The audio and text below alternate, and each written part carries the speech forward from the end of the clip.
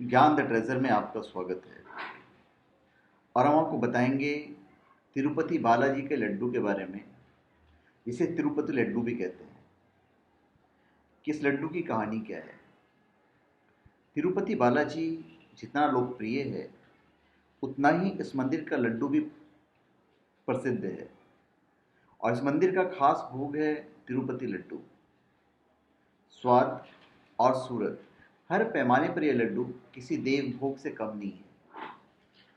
तिरुपति लड्डू के बारे में कहा जाता है कि इसका जो इतिहास है वो 300 साल पुराना है। तो चलिए हम इसके 300 साल पुराने स्वादिष्ट लड्डू के बारे में आपको बताने जा रहे हैं। तिरुपति लड्डू को आमतौर पर श्रीवारी लड्डू के भी नाम से जाना जाता है।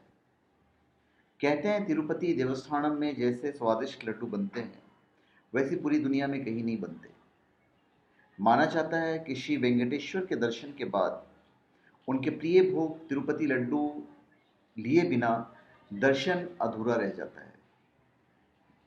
मंदिर में दर्शन के लिए आने वाला हर भक्त जब तक वापस लौटकर दोस्तों, रिश्तेदारों और पड़ोसियों में तिरुपति लड्डू नहीं बांटे, तब तक कोई यकीन ही नहीं करता कि आप तिरुमला गए हुए।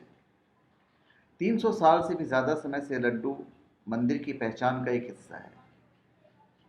पिछले 300 साल में ना तो इन लड्डुओं का कभी स्वाद बदला है और ना ही इनकी गुणवत्ता के साथ किसी और का समझौता हुआ है।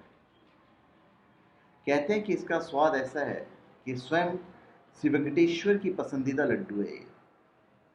भक्त इसे खाते ही मंदिर तक पहुंचने के सारे कष्ट, सारी कठिनाइयां भूल जाते हैं। तिरुपति लड्डू के इस भव्य साम्राज्य का श्रेय कल्याणम अयंगर को जाता है। कल्याणम को उनका नाम राजनेता राजाजी ने दिया था। कल्याणम जरूरतमंदों की बहुत मदद करते थे।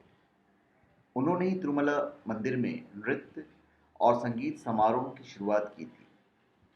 यह सिलसिला आज तक कायम है। उनकी लाजवाब क्षमता ही थी कि इतने साल बीत जाने पर भी तिरुपति लड्डू का स्वाद बड़े बूढ़े सबकी जुबान पर एक जैसा छाया हुआ है।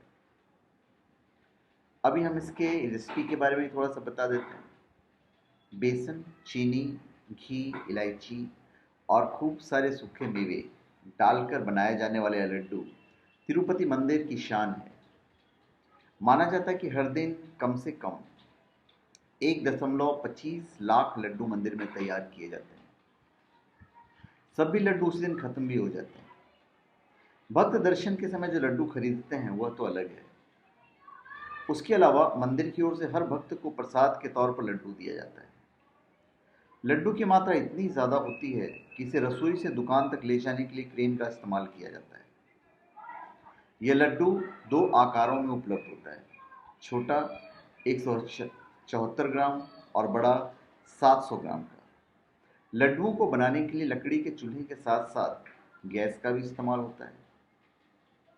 तिरुपति लड्डू की भारी मांग देखते हुए इसकी कालाबाजारी भी बहुत होती है। इसके नाम से कई लोग लड्डू बनाते हैं। तो मंदिर प्रशासन ने क्या कि हाल में ही इस लड्डू के पेटेंट के लिए आवेदन किया है और उनका आवेदन स्वीकार भी कर लिया गया है। तो अब तिरुपति लड्डू के नाम पर तिरुमला मंदिर का कॉपीराइट होगा।